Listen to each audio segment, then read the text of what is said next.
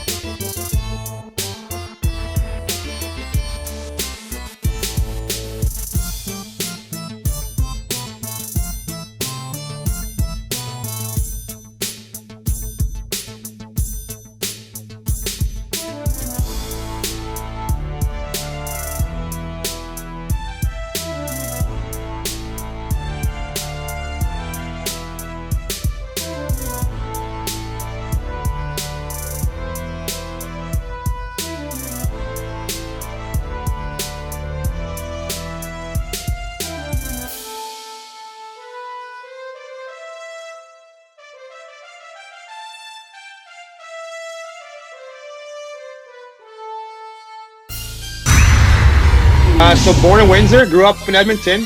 Give us a little bit about childhood and your minor hockey and when you started playing hockey. I was born in Windsor, and I always say I grew up in Edmonton, though, because I left when I was 7 years old. So all my minor hockey and where I really started to play was in Edmonton, although it was on the frozen yard. My father used to freeze over the yard like a lot of parents did when you were young. So I started to skate at 4 in Windsor at the time, and then went to Edmonton, and my dad was transferred. And as they say, I threw all my eggs in one basket. I had such a passion for the game, started to play in a league at 7 years old in Edmonton, and told my mother every day, about 10 times a day, I'm going to play in the National Hockey League. Right on. So you said you put all your eggs in one basket, but growing up, did you play any other sports that really good at? I did baseball. I was a pretty good baseball player, and I know everybody thought that, well, it's too cold in Edmonton, you don't play baseball. But I was a left-handed pitcher and, excelled pretty well in Edmonton. And actually, at the time when I was 15 years old, it seems so long ago, but had an opportunity to go to Montana and kind of a Cincinnati Red development camp. And, a possibility to go to college as a left-handed pitcher. They had said, you throw the ball hard, you're Rob, but, if baseball interests you, we possibly can get you to college when that time comes. And, I was pretty dominant Edmonton, even Western Canada, some of the tournaments I went to. Then I went to play in Montana, and they were everybody was hitting my curveball now, and I'm going, oh boy, the competition steps up here. So I said, I better stick with hockey, but I still have a passion for baseball. I was a big baseball player, and sports in general. I did everything, obviously, in middle school and I guess more middle school, my first year of high school, but I left home young to play junior hockey, but played track and field and football a little bit and wrestling. So just loved any kind of sports and was involved in a lot of different things, but hockey was my go-to, was my passion. Okay. I read somewhere you and Messier were quite the childhood friends. How did he influence your hockey career? Well, yeah, I've said it many times over the years. Mark was such an influence and such a mentor to me. I mean, I looked up to him so much. He was, 4 or 5 years older than me. I used to go to his hockey schools. They had Messier hockey schools with his father, his brother, and Mark. They were in St. Albert, Alberta, just outside of Edmonton. And Mark took a liking to me as a kid. And, he was just a guy that I always admired. And obviously he went on to start his professional career at 17 for the Cincinnati Stingers in the WHA. But we became real good friends, dear friends, as I got older and as I got drafted. And he was a guy that always believed in me, and he thought I had some character and some heart. And I'll tell you one quick funny story that I know.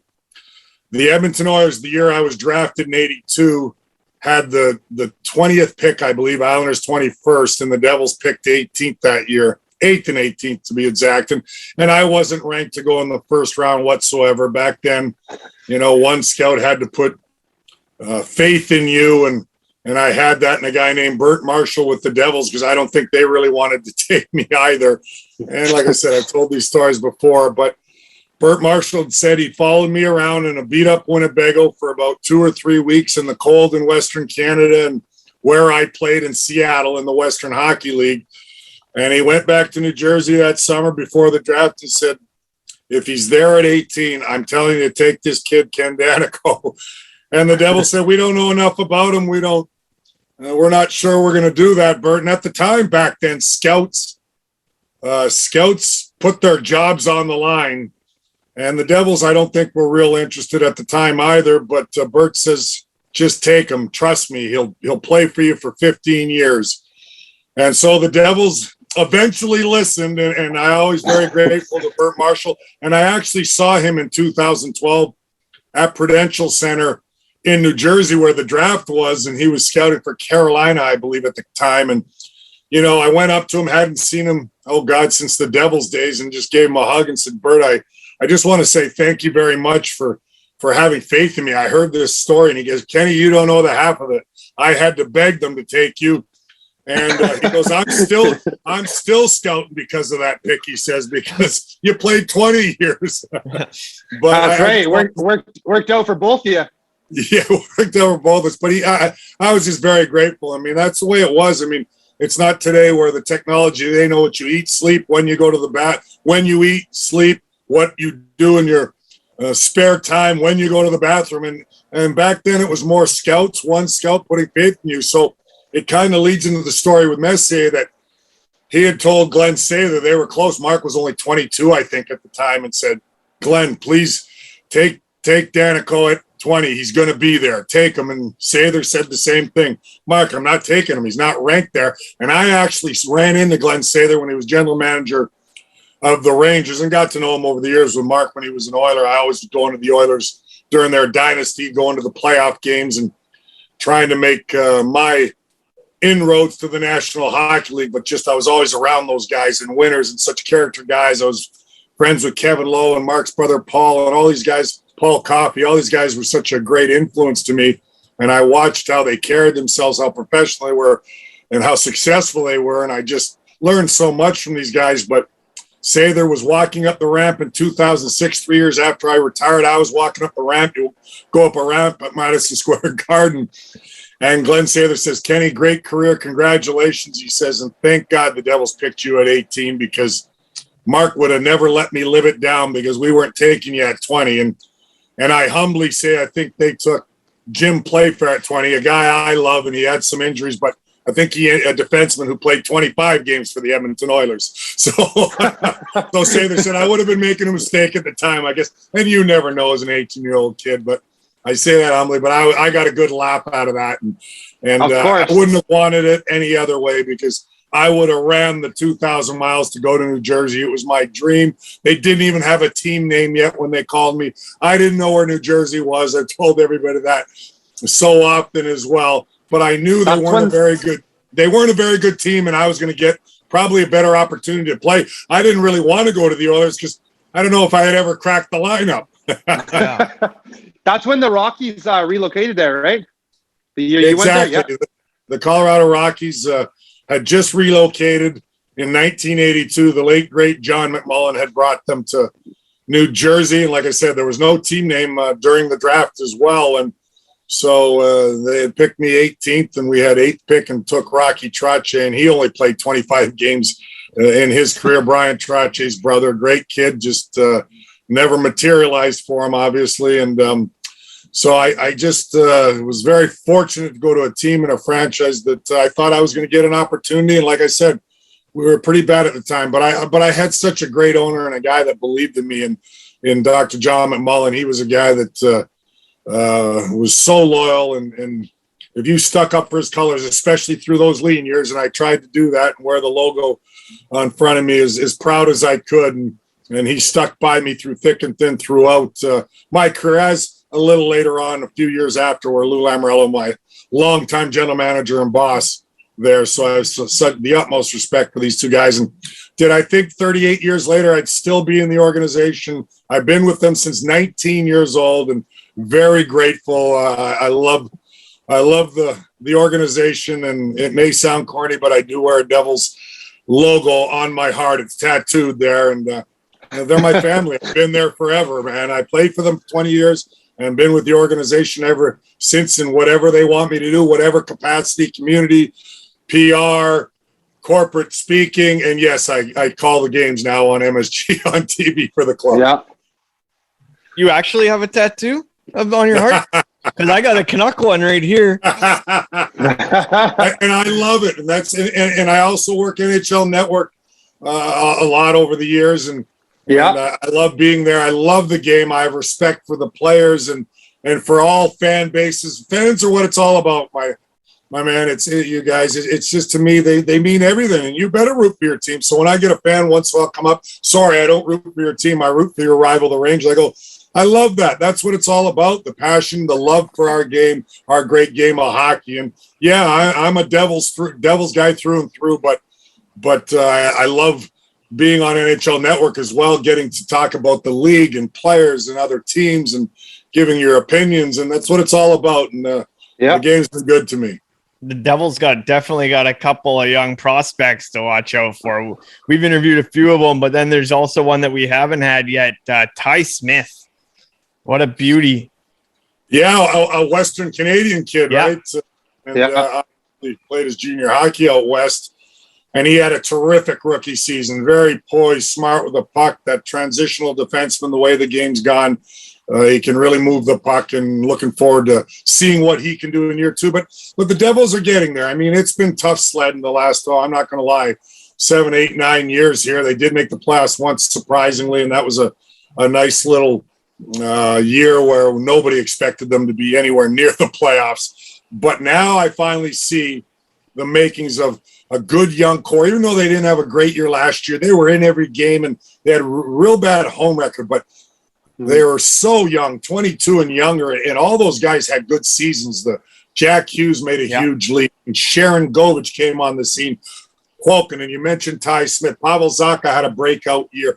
I can go on and on. Jesper Bratt, Nico Hischier, who was injured most of the year, and we didn't see the best of him, but he's the captain, the leader, and he's going to have a great year, I think so. And then obviously making some great additions in the offseason of free agency. We needed to shore up our defense, and we haven't had a good defense or a bona fide number one defense in I don't know how many years, since maybe my day when we had Stevens and Niedermeyer and Rafalski and guys and Colin Whites when we were vying for Stanley Cups for quite a few years, that they finally got a bona fide number one guy in Dougie Hamilton, a good solid defenseman in Ryan Graves. And now all these young players are insulated there.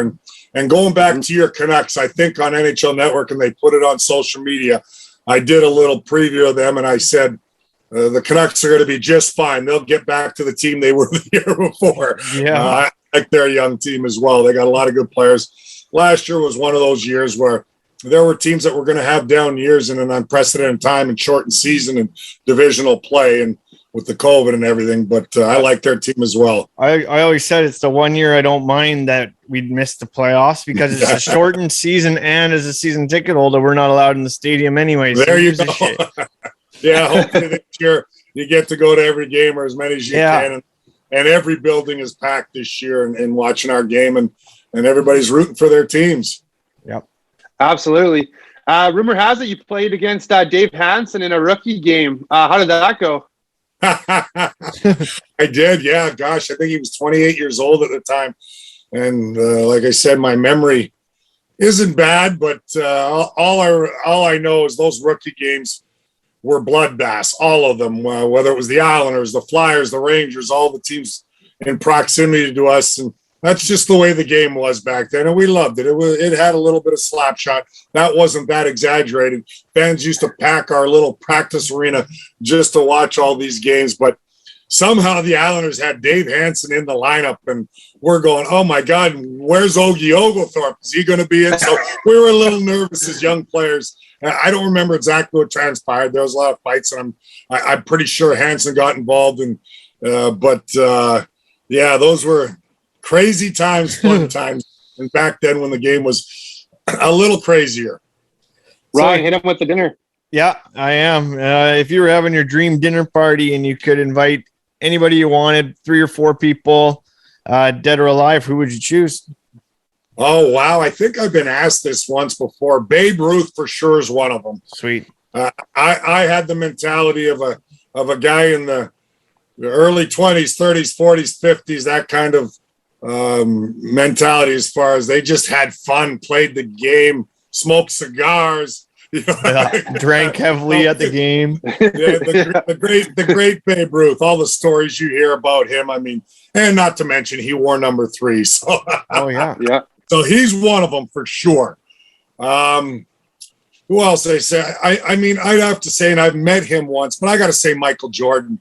I mean, just watching his documentary on ESPN, just phenomenal. One of the great athletes of all time, not just in his sport, greatest in his sport, but just his drive and his will to win, and yes, the incredible skills. So Michael Jordan would probably be another one. I have met him and shook his hand during my playing days, and I was like a kid in a candy store. That was pretty cool as well. But I would say Michael Jordan would be another guy. And gosh, I'd said, I go way back, and just to sound a little interested and culturally aware, why not George Washington? Yeah. or Okay. Maybe not even him, but one of the late presidents, because I've been in the States for 38 years, longer than I've been in Canada. I'm a dual citizen, but, and just to see what life was like back then, and being the first president of the United States and running the country, really. But I guess that would be 3 probably. And gosh, I'm trying to think. There's, who else, intrigued me, and Martina Navratilova. I mean, just such a great tennis player and star. Not that I was huge into tennis. I wasn't very good at it, but just seemed very interesting, and a winner, obviously. And I love winners, and she's certainly a winner. So, somebody along those lines. I could go on and on, but those are a few names. But those are some good ones. I picked a few sports, but I always remember watching her. Even when I was younger, and watching her during my playing days in my 20s with the Devils, and when she was winning tennis championships all over, whether it was Wimbledon or the U.S. Open, and so I think she'd be very, very cool to have dinner with as well. Yeah, absolutely. Can you give us a good Needs or Stevens story? Well, the Niedermayer story, I've always said, I mean, he's maybe my favorite teammate and favorite person I've ever played with. And I loved them all. And the three guys that we have 5 guys that won 3 Stanley Cup championships. And it doesn't sound like a lot, but to keep 3 guys together for an 8-9 year period, and we're all together 10 plus years. And that's Brodeur, Stevens, Niedermeyer, and some forget Sergei Brelin, who was just such an important factor as well. That kind of Swiss Army knife, all-purpose player that could do it all. All 3 of us were on the 3 cups that we had won in 95, 2000, 2003. So you always have a real special bond with those guys. So they're all great friends. But I always say Niedermeyer, and every time I see him, would see him in Anaheim because he moved out there, and I think now he's back in Cranbrook in British Columbia area where he grew up. But I just love the way he carried himself on and off the ice. He was the most graceful skater I've ever seen. I mean, he floated on the ice. But one good story is when he was 20 years old, I'm guessing, we had one of those practices back in the day where we weren't playing very well, and it was a no puck practice. Those bag skates they call, where they just skate you strictly for an hour. And that's what we did. I think it was Jacques Lemaire at the time, and we just skated and we skated. And it might not have been, but I can't remember if it was a coach before. But anyway, and it might have been Tommy McVie even. And Niedermeyer, and I came in after the practice, and looked like I'd taken a shower, took my equipment off. I'm lying in the middle of the floor. I am exhausted. I'm buckled. Everybody's in. A lot of guys are feeling like me. And Niedermeyer comes in, sauntering in, takes his shoulder pads and jersey off, and he had a little raindrop sweat in the middle of his T-shirt. And I looked up at him, and I said, "You've got to be blanking me. That wasn't hard for you because you're not even sweating." And he was a very quiet young player and quiet kid at the time, and he didn't say a whole lot, and he kind of went, he shrugged his shoulders and said it was kind of hard, and I'll never forget that. Just understanding how effortless the game was to him, because he floated on the ice while the rest of us were digging in, and he could just skate all day, skate like the wind. And in fact, I know we joked around about it later in his career, and it was not later, shall I say, middle of his career, and Jacques Lemaire, and we'd said, "Jacques, we want to see if Scott Niedermeyer can play 60 minutes. So we'll sacrifice ice, put him out there." Because we were winning, we were in first place at the time. And, he looked at us, "Get out of here," at practice, you got to be kidding me. And I asked Nieder once, "Do you think you could play 60 minutes? And he's the most humble man I have ever met. And he looked me in the eye and said, "Probably," and effectively. And that's not a word of a lie, true. Oh, yeah. And I wish Lemaire would have given him that opportunity, but no coach would ever do that. But if there was one player that could have played an entire 60-minute game without coming off the ice because he knew how to, just balance everything out. And obviously, like I said, he glided and he would have conserved his energy, knew exactly what to do out there. So that is my Scott Niedermeyer story. But I just have such respect for him. He was a winner wherever he went. Won 4 cups. Won Olympic gold medal, won the Memorial Cup, won World Junior Championships. I mean, anywhere he went, he won. So as great as it gets. Scott Stevens, just ferocious. And for people that know how ferocious he was on the ice, the best open ice hitter in the game has ever seen. And yes, for fans that I know, a lot of his hits are illegal today because contact with the head. He was as clean a player as it gets. Those were applauded back then. All of us made those hits. We were looking to hit shoulder to the chin, and I like the way the game's gone there. It's about protecting players now, but that was it. He was like a middle linebacker, and guys just didn't see him coming. As big as he was, 220 pounds, 6'1", and those hits are hard. And he had his highlight reel, if you look at it. In fact, I was on it number 10 when I was playing with the Devils, and he was with the Capitals when I used to carry the puck a little more, and I came over to the blue line around the net flying and did a 360, got my head up just in time, or I would have been one of those guys laying on the ice. I went, "You got to go look at it on YouTube. If you look at Scott Stevens' top 10 hits, I'm number 10.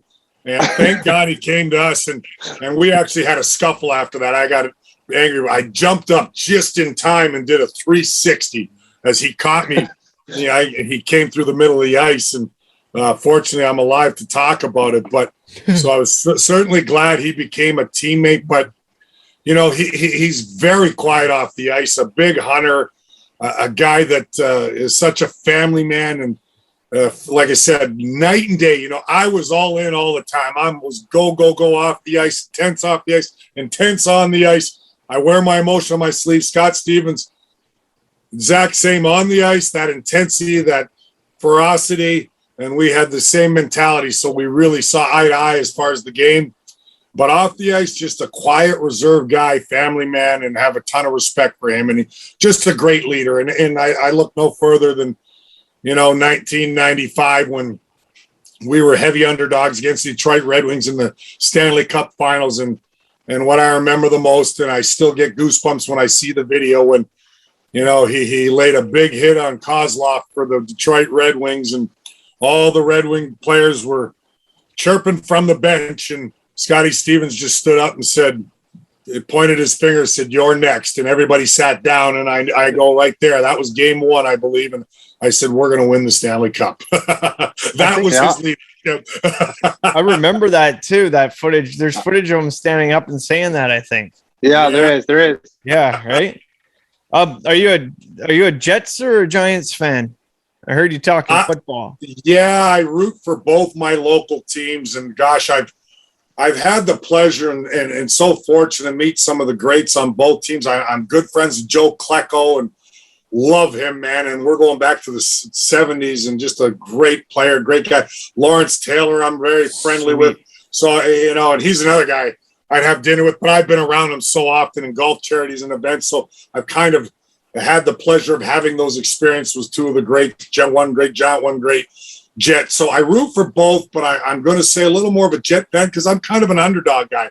The Giants, have won and everything, but so I kind of root for both of them. You're allowed to do that kind of football. They don't meet each other, but if they met in the Super Bowl, I'd root for the Jets, I guess you would say. But I became very friendly with a lot of the Giants as well, and Eli Manning, and you go on down the list. Howard Cross, the big tight end back in the 80s. So and O.J. Anderson, who I love, who's a dear friend, Super Bowl MVP from the 80s during my early days and with the Devils. So, to me, that's some of the real neat stuff playing and on the East Coast in New Jersey was, getting to mingle with all these guys and the different other iconic athletes. So that's been a lot of fun over the years, and still have such respect for all these guys. That would be sweet. And you've obviously fought some of the toughest customers in hockey: Domi, Berube, Chase, Ray, May, just to name a few. Who would you say the toughest was? All of them. Yeah. All of them. My only bad loss was to a guy that fought twice a year. So you never underestimate anybody. That was Manny Malhotra. And I laugh about it because he barely fought, but he was a big, strong man, and anybody can catch you at any time. And it's the one time I was buckled, my knees. He got me right on the chin. I was wide open. I never underestimated anybody again, and beat some of the toughest guys in my career. But all the, even the great late, another guy I love, Bob Probert, even lost. These guys were so tough, all of them, but you're going to lose once in a while. So against certain guys, you had to fight more cautious. Joey Kosher was unbelievable. I mean, I fought him a couple of times. He hurt my knee in a fight, and he didn't even hit me. He grazed my helmet, and he just put his whole body into it, and I fell back awkwardly and, tore my ACL. That was in the 90s. But so he was scary because he punched a hurt. Dave Brown, tough as nails, fought him a couple of times and didn't do well one time, hung in there the other. But and Ty Domi, we had some classics in his early day, and he's a good friend now. That's what you find out. And Rick Tocchet, I used to battle Berube. I'm very friendly with these guys now. You hated them when you played against them. They're all divisional rivals, especially in the 80s and 90s. But you find out you're all a lot alike, and you have that same passion. And you're just the same competitor. So those are you named them. I mean, all those guys were tough as nails, and anytime I had to fight them, it wasn't a real treat, but that was the game. I was going to protect my team, my teammates as well. And if you showed any fear, well, then you've lost for sure, even though inside the butterflies were going when I had to face a Domi or a Berube or a Brown or a Tocchet. And I can go on down the list, like I said. But, did well some nights, and some nights they got the better of me. And that's the way it was. And I look back at that, and everybody asks about the scrapping and stuff. And, that was just our era. They said, could you play today's game? And I go, we would have trained differently. We would have thought differently. That was the way. You had to get in and establish yourself. I did that the first 5 years of my career a lot. And then I only had to do it 3-4 times a year the rest of the way, the last 10 years, really, and develop my game as a defenseman.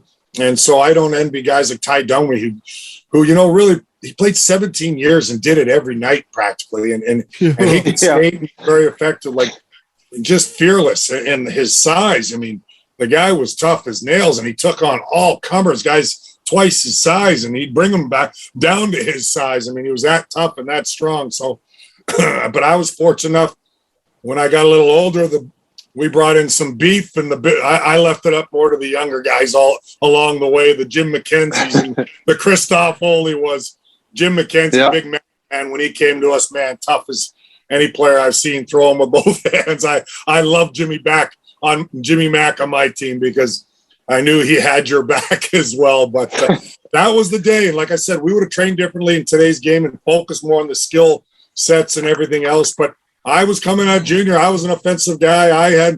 Could play the game a little bit defensively, offensively. But when you come to the National Hockey League, you have to find your role. And I found my role as a stay-at-home, tough defenseman. Yep. What about sports memorabilia? Have you collected anything other than your, say, Stanley Cup rings and stuff? You know what? I wish I collected a lot more. I really didn't very much. I have one prized possession that I took batting practice in spring league in Arizona with the Chicago Cubs with Jay Pandolfo and Scott Gomez. And we just had a blast because that was a dream of mine too. And I was in the rotation with Sammy Sosa. And he gave me his bat and put 66 home runs. And when he broke the record, the MVP year, and put MVP on it. So I have Sammy Sosa's bat in case. So that's kind of a cool piece. That's I also sweet. have Sherwood hockey stick of mine signed by Michael Jordan. And he signed that in the 80s when I was playing with the Devils, when they were playing the New Jersey Nets, who played in the same building, the Meadowlands at the time. So those are probably the only two real possessions that I have besides some of my stuff and memorabilia. But I was one of those guys, and I moved to a few houses in New Jersey over the years that I wish I collected more, but that's pretty cool. Michael Jordan on a Sherwood hockey stick, the wooden sticks back then. Oh, yeah, the white. Absolutely. And Sammy Sosa's bat. Yeah, that's pretty awesome. sweet. Those are pretty sweet. 3 Stanley Cups. Do any of them stick out more than another? Great question. Get asked it all the time. They all had a different meaning. I mean, a lot of people think the first one, and I'm blessed to have been won 3 cups with incredible teammates. Those are the memories you have. The guys you went to war with, the guys you battle with, the sacrifices, the dedication, the preparation, what it takes to win a Stanley Cup. Because every team is, even back in our era, we always believed we had a chance. It was Stanley Cup or bust, and that's the level, the bar we set for our team from 95 to 2003 when I retired. And we've gotten to that level. It doesn't mean it's going to materialize. There's so many good teams, but we had such character and heart. And 95 was just a character gnarly bunch. And that team was awesome. And a lot of people think the first one would be the most special because that was my second dream. First dream to play a game in the National Hockey League. Second was to win a Stanley Cup. I'd carry a garbage can over my head, like a silver garbage can, when I was 10 years old playing street hockey, pretending it was the Stanley Cup.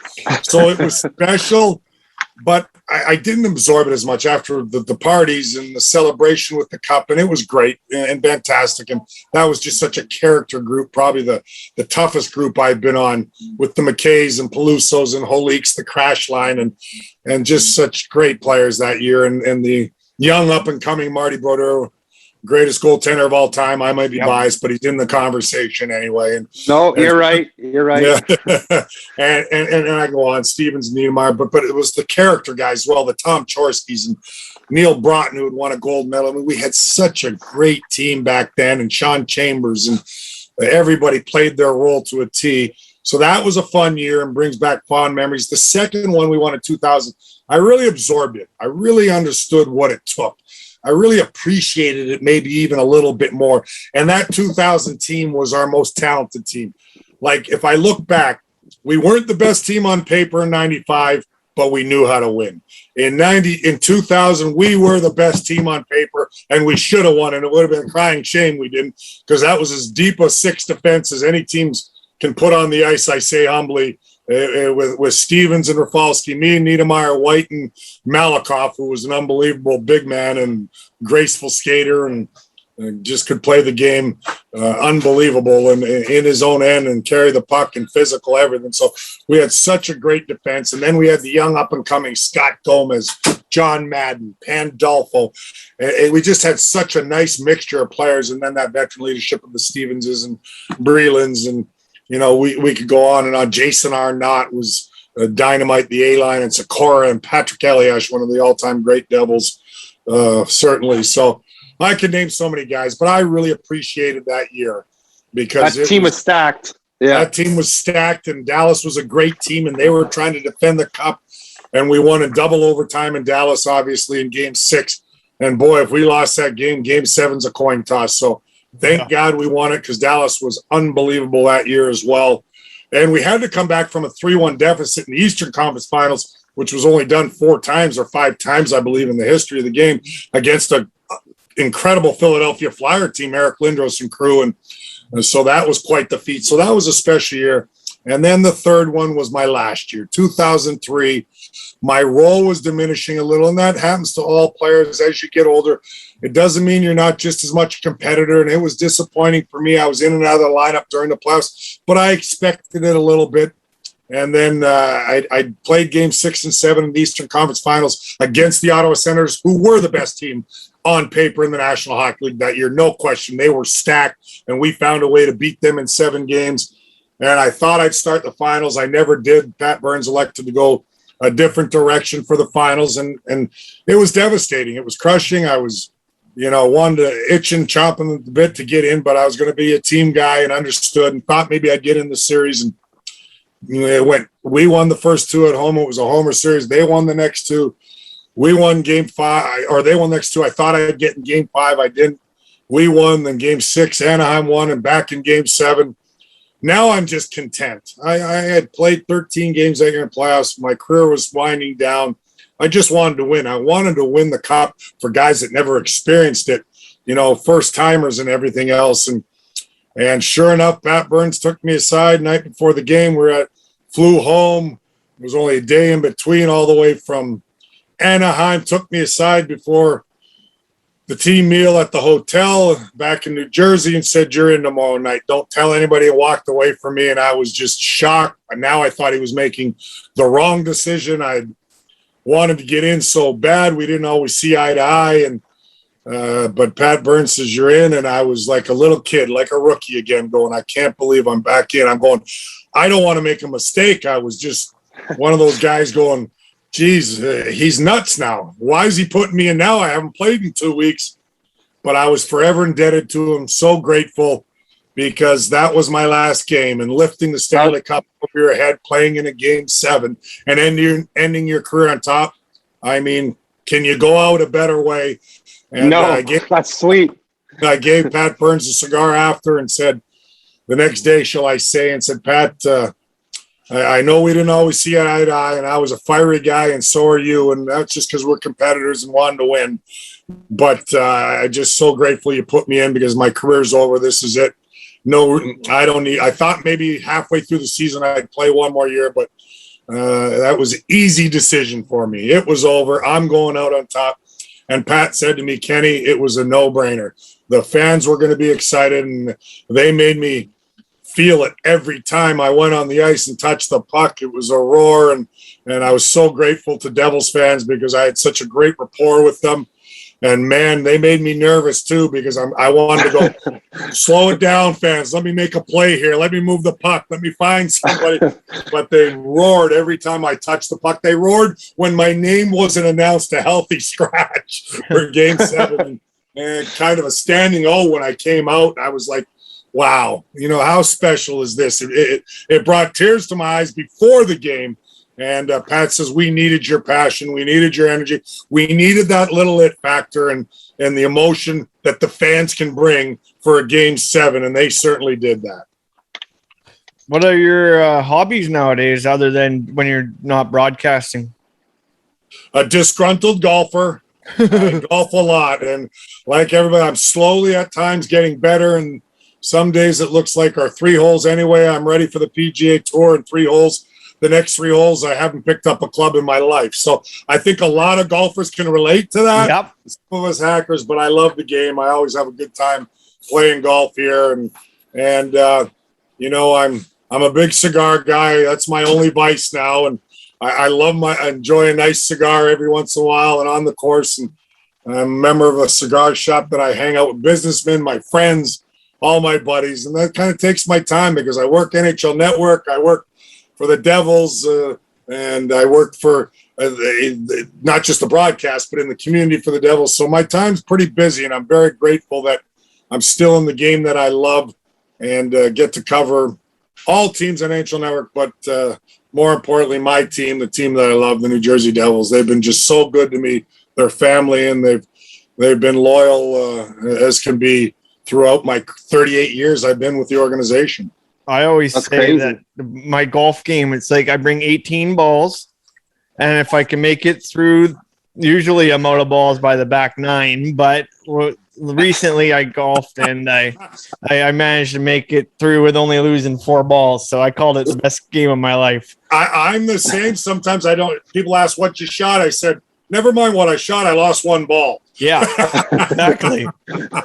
So that's an accomplishment in itself. But yeah, so it's for a kid that didn't know where New Jersey was when he was drafted to being here as long as I have. And, you know, anybody that hasn't been to New Jersey and think of certain things, and I've heard some negatives over the years, I'm like, you don't know what you're missing. I mean, we have the Jersey Shore. It's beautiful.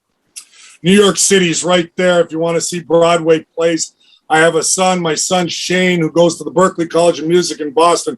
He's totally into the arts, acting and singing, and so we go to Broadway plays. He didn't follow the hockey path, and I love it. He's broadened my horizons. He's just a passionate kid and graduating this year from a great school that is very hard to get in, audition-based. And he's got a great voice. He sang the national anthem at a Rangers-Devils game when he was 17, did terrific. It was a great experience for him, but all because we live in this area. He was born in New Jersey, and I love the state. I love what it has to offer. There's so much here, and I'm just a grateful guy to be here this long and be a part of the Devils organization, man. I know Brian Propp was a little bit of a competitor, but he ever tried his cigars?